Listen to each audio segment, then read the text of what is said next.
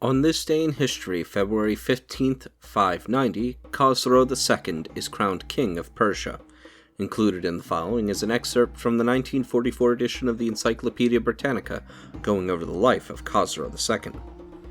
Khosrau II, the Victorious, 590 to 628, son of Hormizd IV and grandson of Khosrau I, was raised to the throne by the magnates who had rebelled against his father in 590. At the same time, the general Bahram Chobin proclaimed himself king. The war with the Romans, begun in 571, had not yet ended. Khosrau fled to Syria and persuaded the Emperor Maurice to send help. Many acknowledged Khosrau, and in 591 he was brought back to Ctesiphon, and Bahram Chobin beaten. Peace with Rome was then made, Maurice merely restoring the former frontier and abolishing the subsidies which had formerly been paid to the Persians. When in 602 Maurice was murdered by Phocas, Khosrau began war with Rome to avenge his death.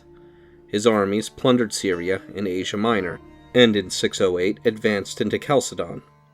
In 613 and 614 Damascus and Jerusalem were taken by the general Sharbaraz, and the Holy Cross seized. Soon after, Egypt fell.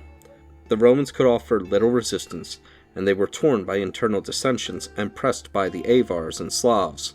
At last, in 622, the Emperor Heraclius, successor of Phocas in 610, was able to take the field.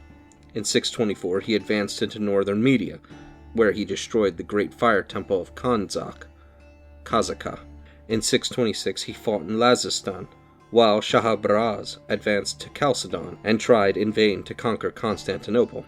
In 627, Heraclius defeated the Persian army at Nineveh and advanced toward Ctesiphon. Khosrau fled, and as his despotism and indolence had roused opposition, his eldest son, Khalid II, whom he had imprisoned, was set free and proclaimed king. 4 days afterwards, Khosrau was murdered, February 628. Meanwhile, Heraclius returned in triumph to Constantinople.